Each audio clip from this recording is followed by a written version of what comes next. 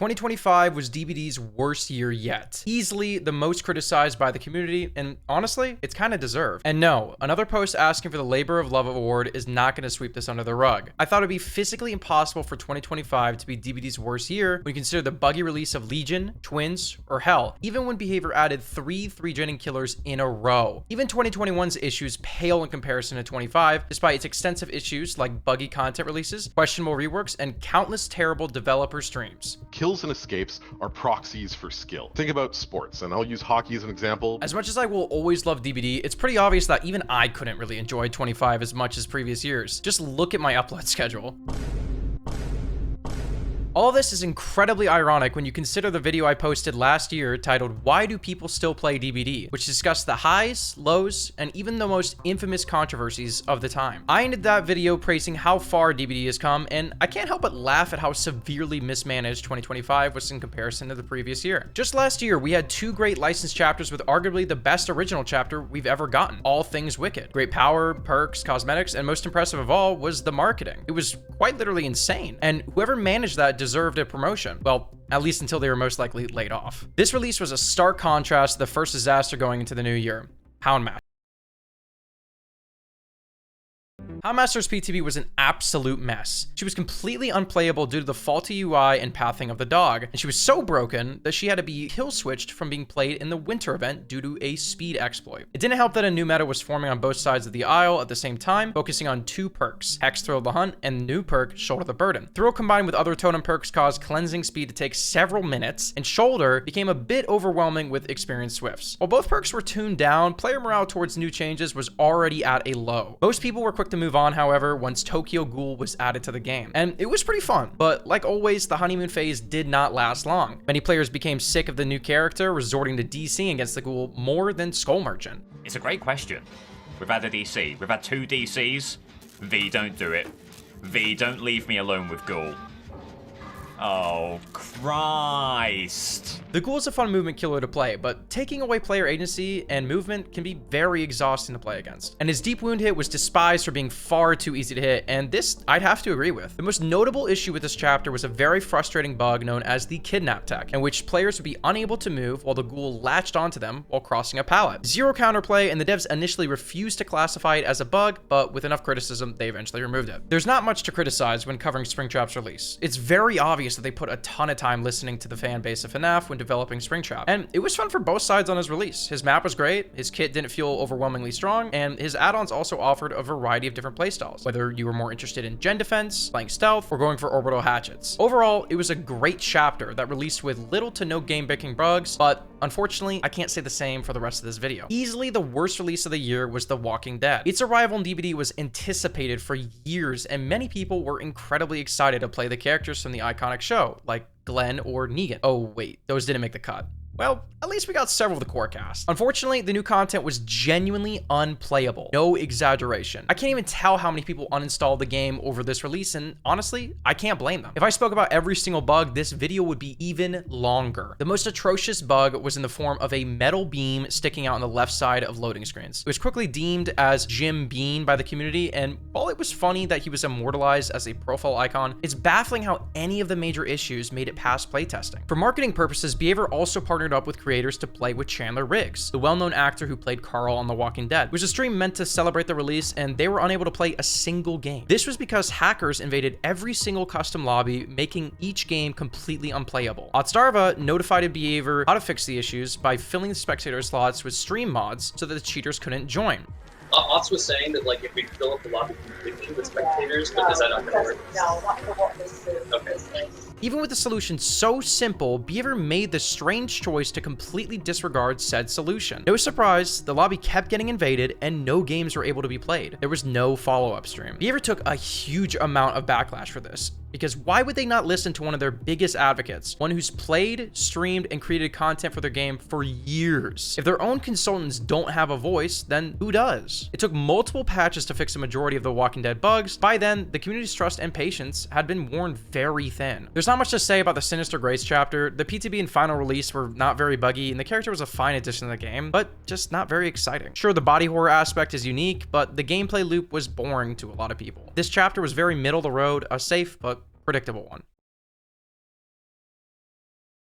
2025 was supposed to be a big year for quality of life updates, but most changes were complete disasters. Their largest failure was easily the anti-tunneling and slugging system. Their attempt to address tunneling was to give more unhooked protections to survivors in the form of haste, endurance, and a new effect known as elusive, which hides grunts of pain, aura, scratch marks, and blood pools. If the killer chose to tunnel a survivor, they would be penalized by survivors gaining 25% bonus gen repair speed. And to incentivize hooking unique survivors, the killer would be rewarded with base kit pop and barbecue. These changes were not received well by the community. Penalties were deemed too harsh, and while tunneling is boring to experience, it is the most effective way to play. The anti-slugging changes were not great either, giving a band-aid fix in the form of base kit unbreakable. And this was supposed to be their big Operation Health Chapter 2. It delayed a whole chapter release just to prioritize quality of life, and yet it was a complete failure. I still believe unique hook incentives could work, or Behavior could put more time into creating newer revolving side objectives to focus both killer and survivor's attention. Despite the Go Next epidemic ruining a ton of matches, Behavior's solution was a hilarious failure. In theory, if someone runs into a killer purposely or gives up on a hook, they would suffer from lengthier DC penalties. In practice, people were literally getting banned for being tunneled out of the match. Now, come home from your 9-to-5 shift just to face off against a comp warlord on a 1,000 win streak? Sorry, you died too fast. You were clearly throwing, and I hope you enjoy the ban. The entire system was scrapped besides removing the ability to give up on hook. Not a very good outcome. The surrender mechanic was also added to aid stagnant matches. It allowed players to abandon matches once the game was practically over. Overall, the abandon feature is a positive addition, but was very clunky on release. Spawn rules were also changed for survivors so that players would spawn alone less often, allowing match progression to begin earlier. The AFK system was changed to prevent hostage by removing collision on players with crows, which overall, good addition. Haste and hindered stacking was also addressed to remove combos such as Made for This and Hope, but was quickly scrapped due to backlash. The final quality of life update addressed pallet density, and no one liked it either. Many maps started to look like a Home Depot with how many safe pallets would spawn, making it even harder for M1 killers to do their job.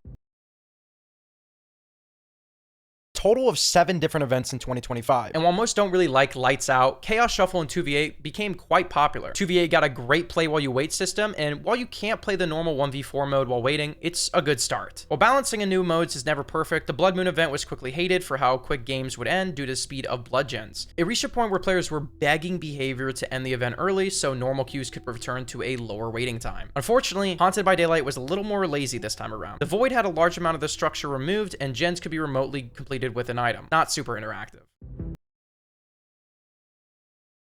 Ton of controversies involving Behavior developers during 2025. Streetwise at one point had a major exploit that allowed toolboxes to last forever, which obviously negatively impacted games. A Behavior employee replied to a forum post that it wasn't serious enough to kill switch, even though their kill switch system was designed to easily deactivate parts of the game not working as intended. It was a strange hill to die on because they've kill switched things for much less in the past. After much backlash, they eventually kill switched the perk. Fog vials were also broken on release, causing chases to randomly end, allowing players to abuse infinite windows, and after a few changes, they became completely useless, with limited charges and most players barely affected by the fog and chase. Skull Merchant's planned rework got canned again, just like Twins, with no update in sight, and Behavior lost the license to Pinhead in April, and more recently, Myers, removing both characters and the insanely iconic Lampkin Lane. Honestly, such a shame, since Halloween's license put DBD on the map back in 2016, and while it's most likely not Behavior's fault for losing the license, it's a shame regardless. It's most likely tied to Halloween's exclusive game coming out next year. DBD's Rift Pass Reverence is probably the worst Rift I've ever seen for cosmetics, with the majority of the skins being recolors and the ones that weren't just looked off. The community contest skins were not adapted well either. The most atrocious example was the Dredge cosmetic winner. Here's the concept. Really cool, right? Here it is in game. It's pretty bad, and the artist themselves confirmed that they did not approve the final in-game design. Worse is that his weapon is blocking a huge chunk of the screen too. Look. Where's the Ada? I don't know. Where's Ada, guys? So, Behavior didn't even respect the artist's intention and haven't even attempted to make it right. Unfortunately, Behavior also did not have a dedicated Frank Stone chapter this year, tied to the game's release late 2024. And while I didn't enjoy the game as much as others, many had Frank Stone on their wish list as a future original chapter, or even as a Trapper skin. The last few issues were Swamp having its graphical rework pushed back again, new DBD stat site is not accurate at all, Behavior got backlash for cutting down the Blood Point and Shard rewards for this year's Bone Chill event calendar. The main argument was, for a game with hundreds of dollars in DLC, not including cosmetics by the way, it seems strange to be super stingy with free currency A lot of yapping about downsides. There were actually some good additions to DBD this year. Freddy, Myers, and Pyramid Head all got reworks. The archives were completely overhauled, with quests being greatly simplified and being able to complete all quests simultaneously. Loadout presets were introduced, which saves a lot of time when trying different builds. Colorblind accessibility for scratch marks were added. Keys and maps were greatly reworked. The new community grimoire system to design an original chapter is cool, and while it could backfire terribly, I'm excited to see how it releases. Currently, the killer is a biblically accurate angel, and its power is not dash slop. Don't judge me, but I like dash slop killers. Well, the ones that actually require skill. The report system is getting more accurate, at least in my experience, though it doesn't completely stop cheaters. And lastly, BHVR kindly supported a charity drive based off of Arella Rose's cosmetic sales. Issues discussed were a breaking point for players, causing tons of people to either take a break or permanently uninstall the game, and it's hard to blame them. It's not up to the players to fix the game for the developer. The best we can do is playtest the PTB, give feedback, and request new features or reworks in the future. There are a ton of dev studios that I've seen fail due to lack of passion or resistance to criticism. That being said, I genuinely hope 2026 is a better year for DBD, and with the next licensed chapter around the corner, there could be a lot of eyes on the game if it's actually good. But considering how bad Season 5 of Stranger Things is, my expectations are pretty low. I was hoping for a Jason chapter with Crystal Lake as a map and Tommy Jarvis as a survivor. To wrap up this video, I wanted to go over my wish list for 2026. At my #1 spot is voice proximity chat. This is something I've wanted for years because of the absolute hilarious moments you have, just like in Friday the 13th. Please don't wait. I can't give you stuff. I have things. I have money.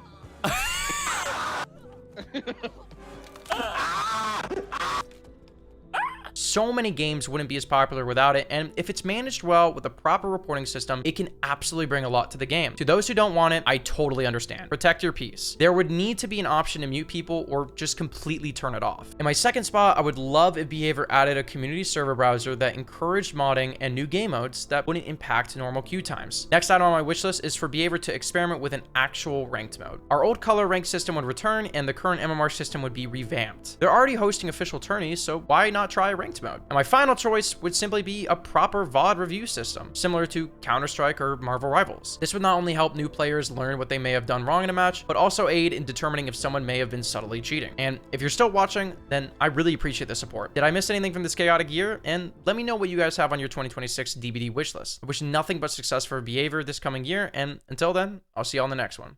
Cheers.